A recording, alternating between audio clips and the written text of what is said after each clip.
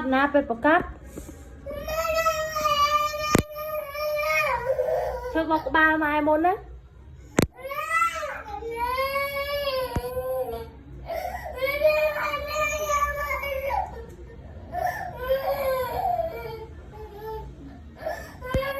ช่วยนายช่วยบอกบาไอ้มนนะ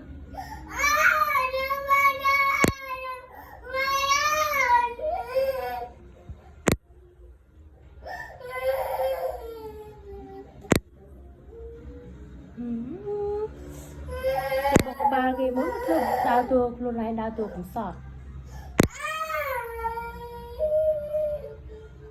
mới ạ mới ở đây kia mà kịp hẹp đây kia ạ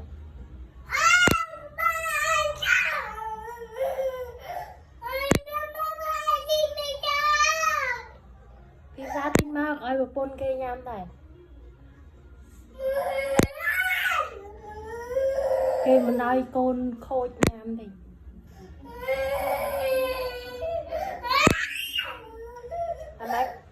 mấy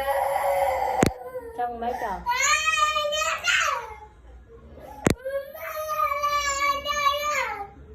trong mấy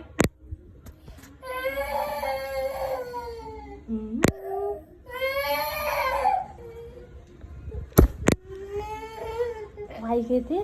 nó kho táng vay kia nó kho táng nó mà vay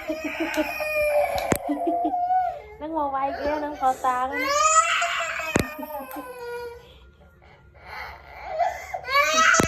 này cái tháp tóc à vay kia là hốt rồi